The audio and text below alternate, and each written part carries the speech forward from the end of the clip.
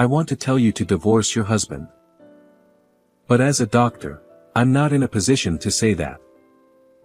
If I did, it could become a big problem.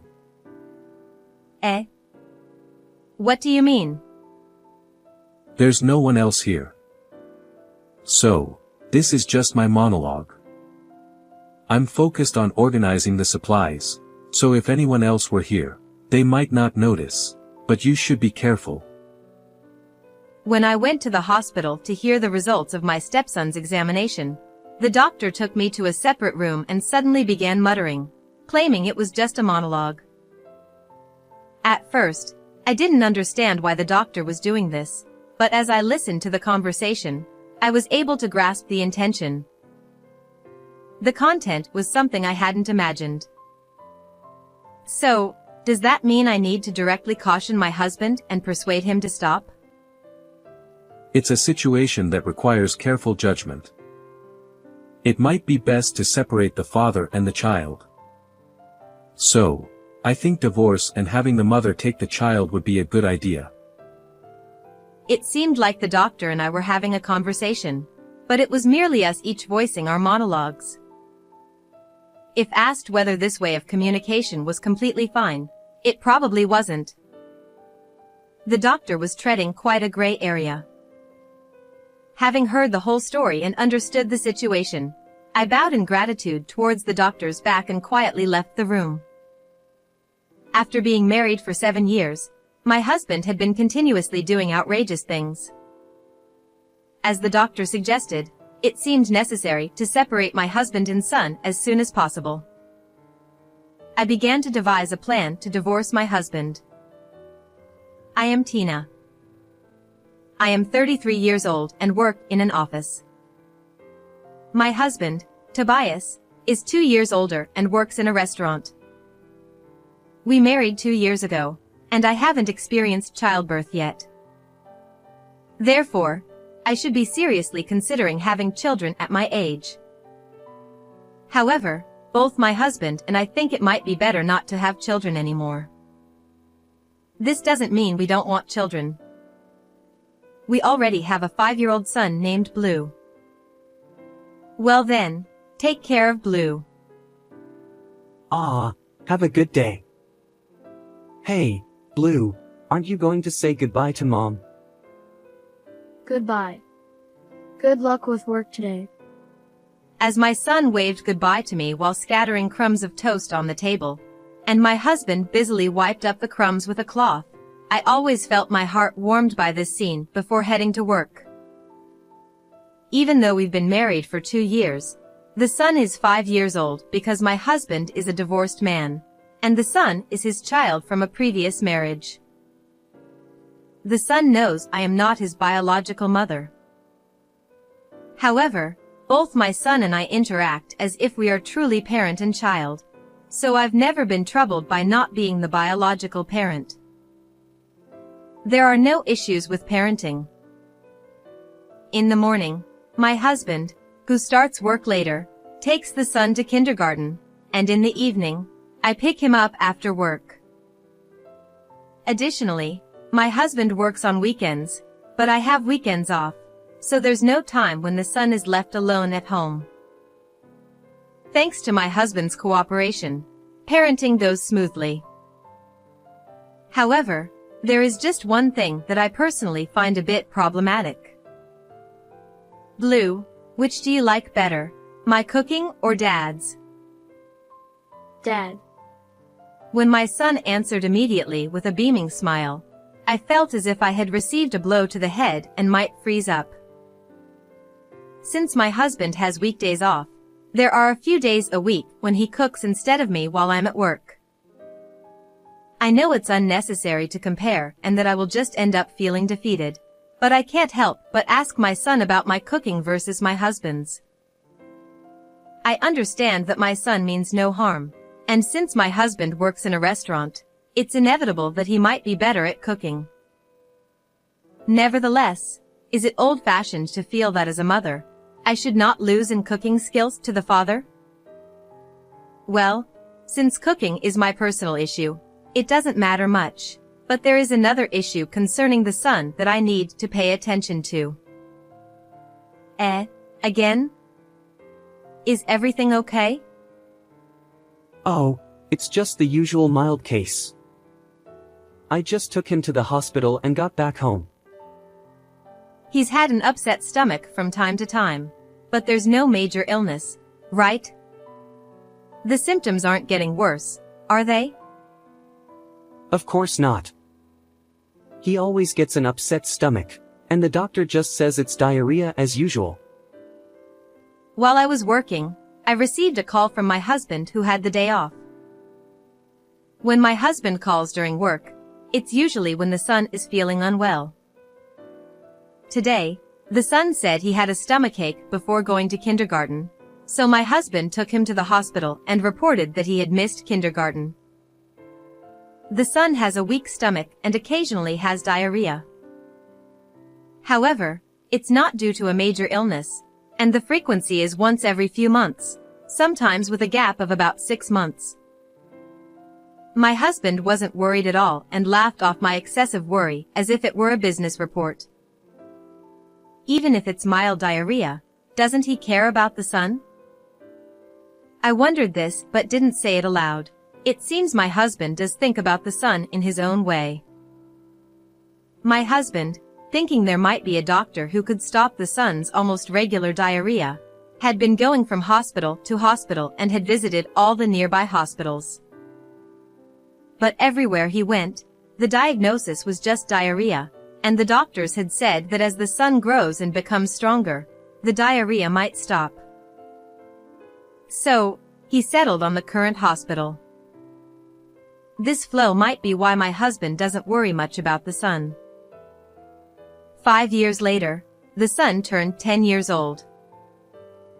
As my husband said, the son occasionally gets an upset stomach but hasn't developed a serious illness and has grown up healthy. I'm home. Hurry up with lunch. Don't rush so much. You just got back, right? I have a promise to meet up right after lunch. Hurry up. We'll be late. Okay.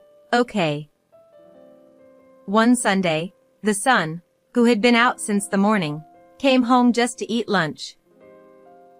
He seemed eager to finish lunch quickly and leave, sitting at the dining table and urging me like a desperate food fighter racing against the clock. Thanks for the meal. I'm off. After quickly shoveling the pasta I made into his stomach, the son tossed his fork onto the plate and rushed out of the house. Seeing my energetic son, I realized I had been worrying unnecessarily. However, I should have reflected and regretted that it was unnatural for my overly energetic son to regularly have an upset stomach. One day, I received a call from my husband while I was working. Since it was during work, I expected the usual content, but this time there was something different. It seems this diarrhea is quite severe. He's been complaining of a lot of stomach pain. Is it okay? Could there be a major illness detected? No. It's not that bad. Usually, his stomach settles within a day, but this time, we've been told we need to observe him for a few days.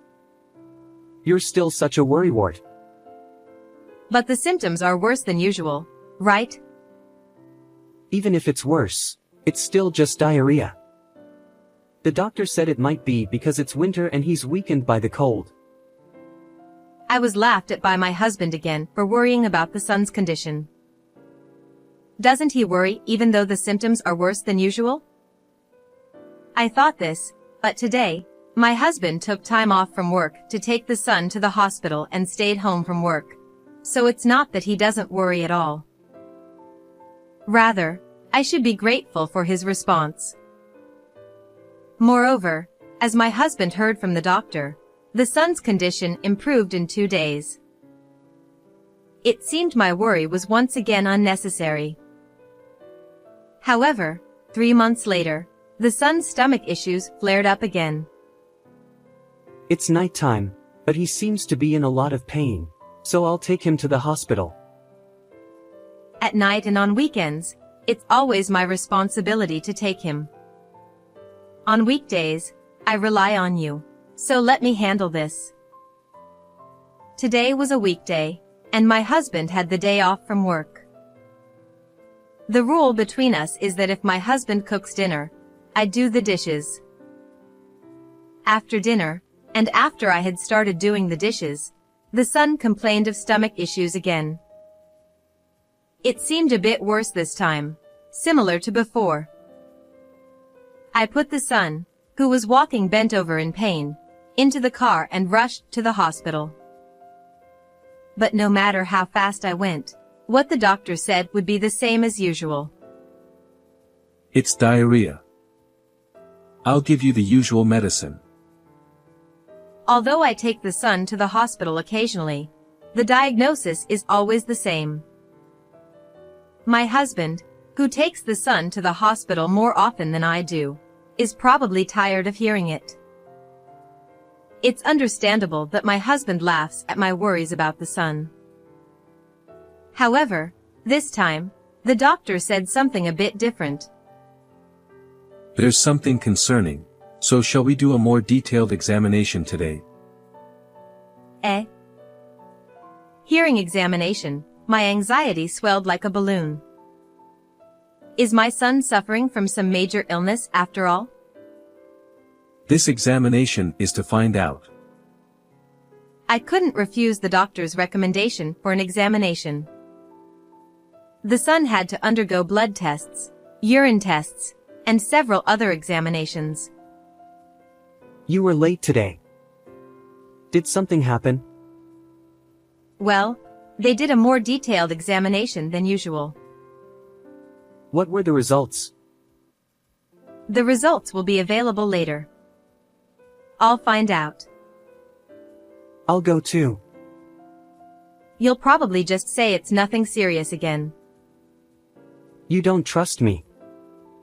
Well, even if we do the examination, they'll just say it's the usual diarrhea. Isn't it just to make more money for the doctor? Since he says such things, I wanted to hear the test results directly. Feeling tired from anxiety and worry, I decided to take a bath and go to bed. However, because my anxiety and worry had grown, I ended up falling asleep later than usual, even though I went to bed early. A few days later, when I received a call from the hospital saying the test results were ready, I took a day off from work and headed to the hospital alone. After completing the check-in, I waited in the waiting room. Despite my turn not being up yet, the doctor came over and spoke to me. Could you come with me for a moment? Sure. I was surprised that the doctor had come specifically to call me. My anxiety had swollen to the point of nearly bursting.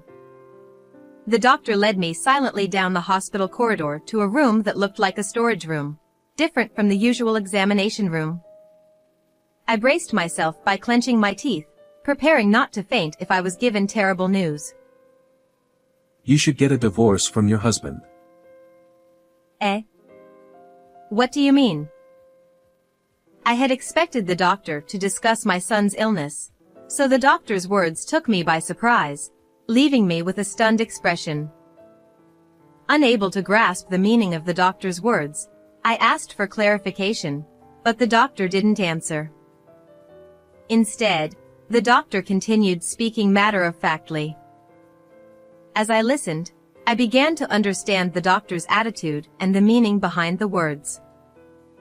I realized it might indeed be necessary to get a divorce quickly. However, preparation would be needed.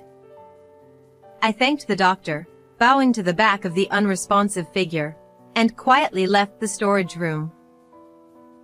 That evening, my husband asked me about the results of our son's tests. You went to get the test results today, right? How were they? Oh, nothing special. They said nothing was wrong. I told you, didn't I? Nothing ever shows up in these tests. I lied, exhaling the words, It seemed my husband believed me, so it looked like he would proceed with preparations for divorce. I first bought a surveillance camera used for caregiving and child monitoring and installed it on top of the cupboard in the kitchen. The camera was hidden behind empty boxes of cooking utensils. Although it might be considered an invasion of privacy, it apparently isn't illegal to record family members inside the house, as long as it's not done in a way that invades privacy. If it became illegal to install cameras inside the house, even installing security cameras would be prohibited. Moreover, being recorded without one's knowledge can be an invasion of privacy, even within a family. Evidence collected through illegal means might be unusable, but evidence gathered for legitimate reasons like infidelity or domestic violence is generally accepted. In this case, it should be acceptable. Even if my husband complained about privacy invasion, it would be a separate issue and wouldn't affect my objective.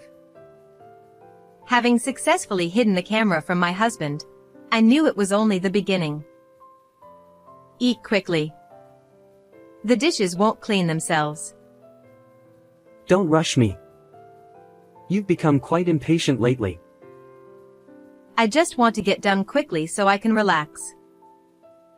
Whether I or my husband had cooked dinner, washing the dishes was my responsibility.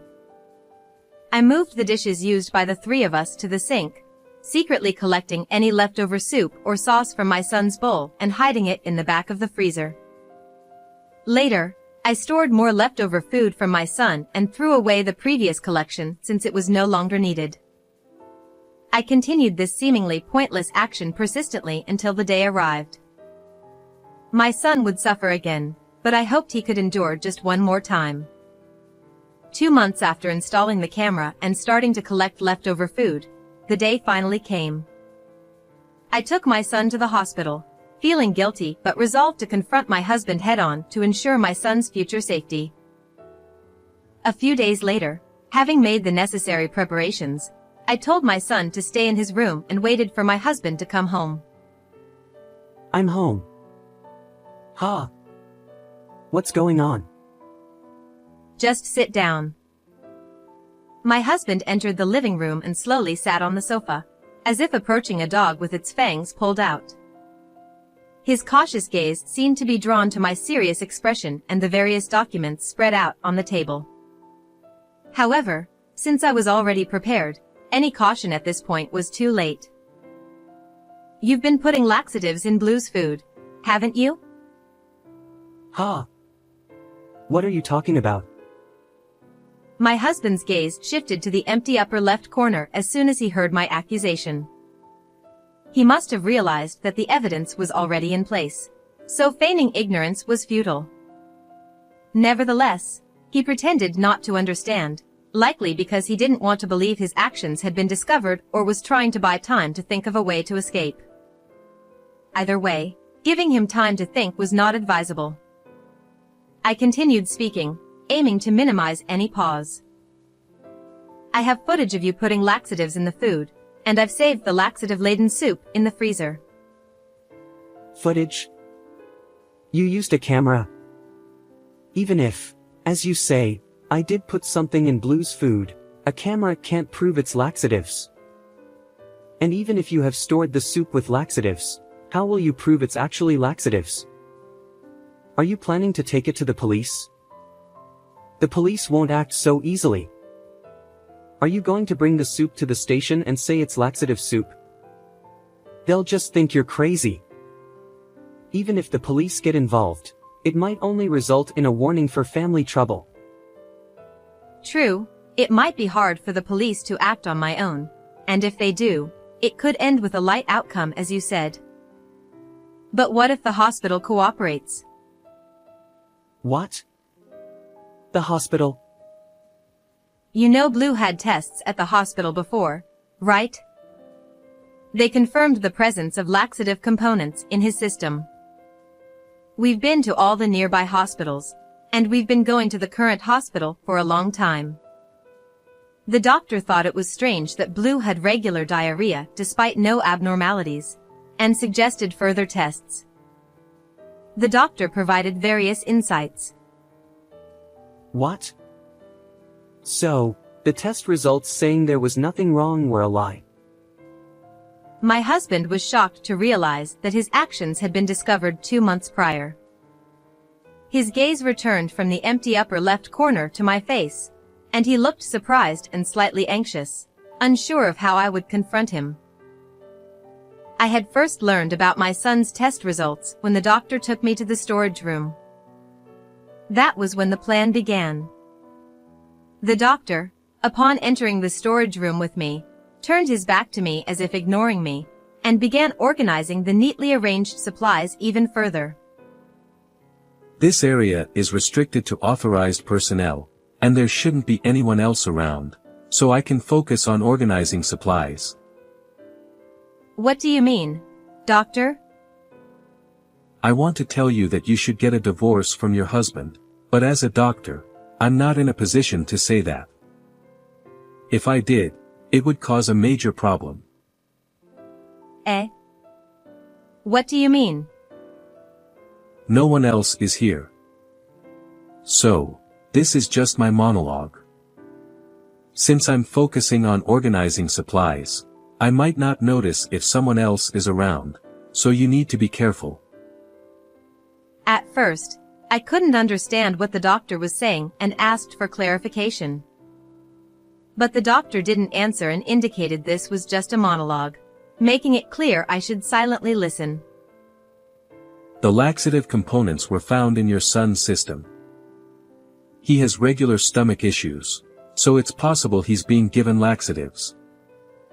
I heard that your husband remarried 7 years ago, but there were reports of stomach issues before that, so the father seems more suspicious. The doctor continued speaking calmly while organizing supplies that didn't seem necessary. Though I wondered if the doctor could have conveyed this information in a different room with nurses present, it became clear that the message was coming from here.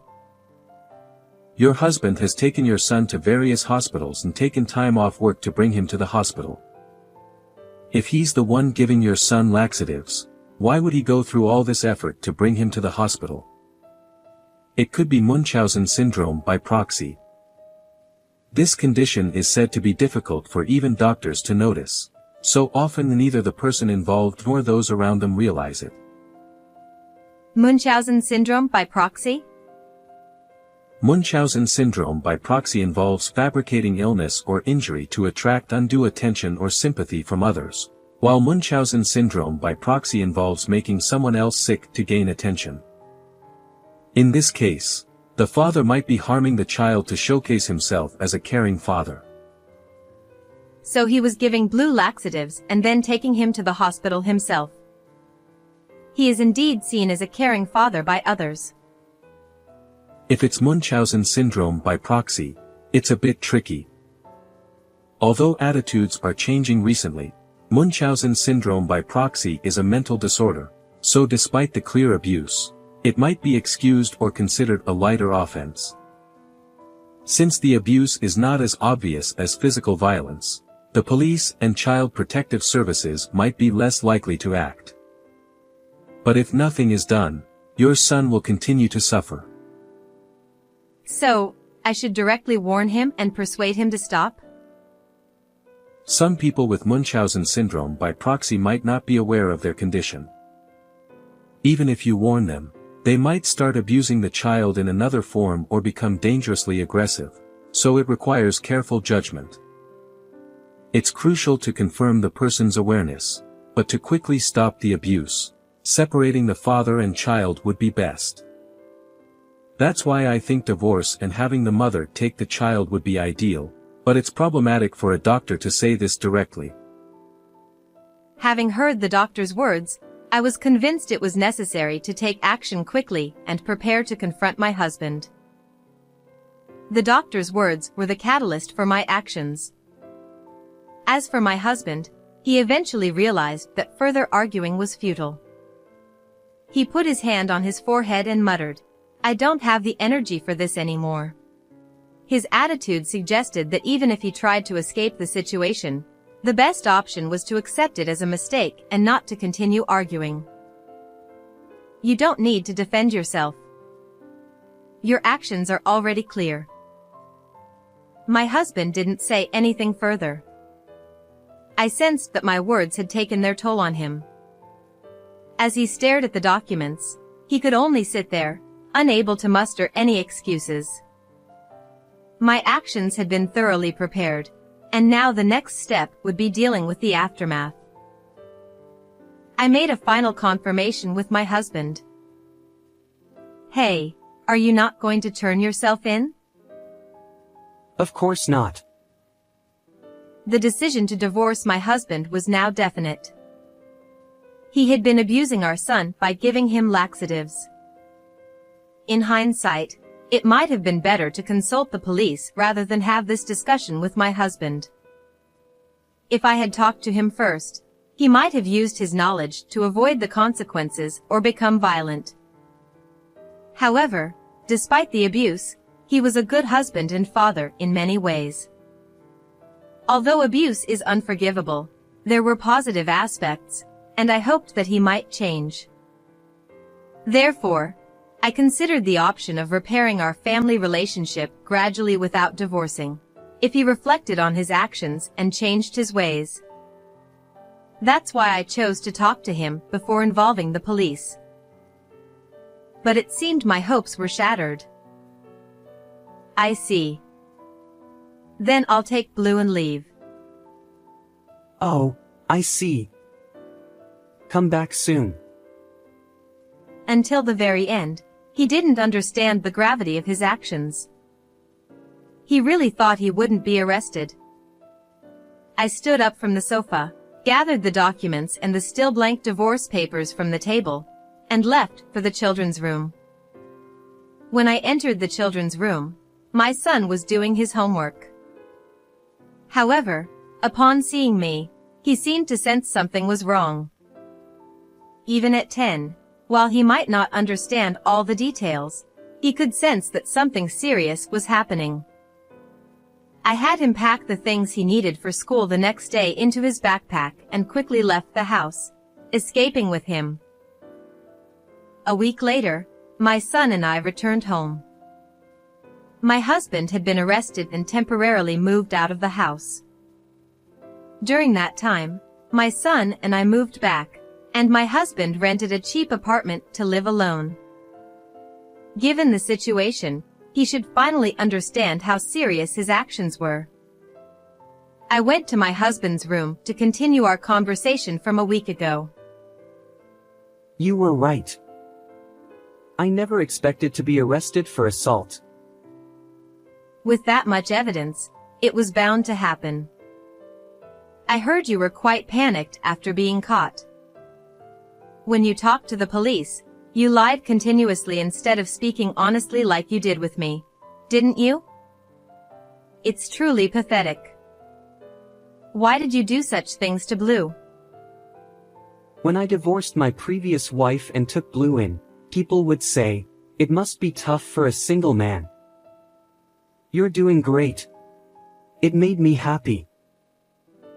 So, you started doing those things just to get more praise from others. If Blue had occasional stomach issues, it could be blamed on a weak stomach. What a way to think.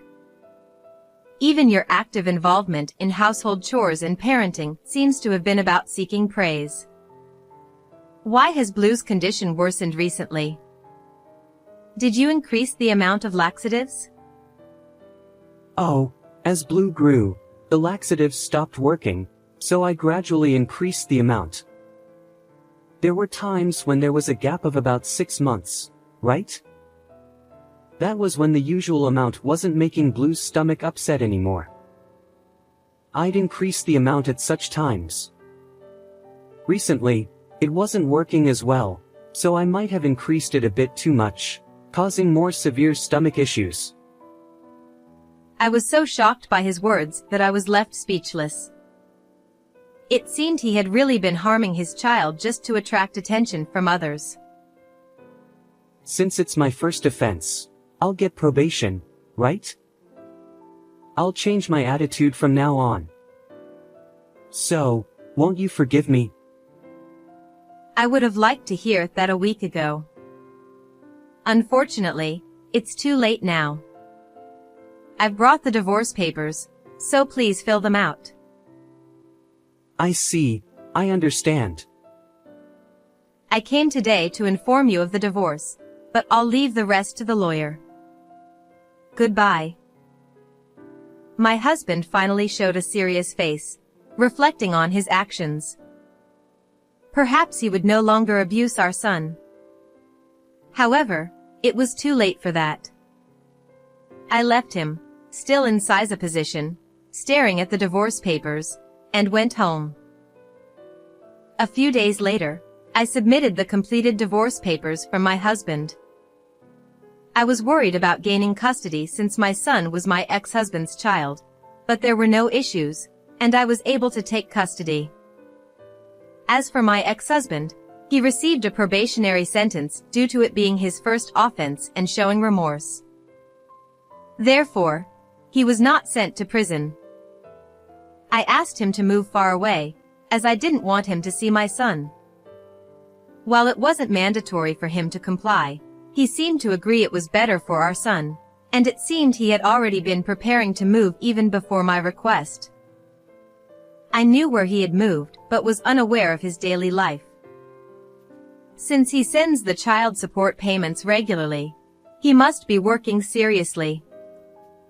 I believe he now regrets his actions because he has become more serious. It was probably easier for him to stay carefree and not consider the weight of his actions. I have no regrets about divorcing him. I still can't forgive him for abusing our son. But while I don't regret the divorce, I now face another problem, whether to tell my son the real reason for the divorce.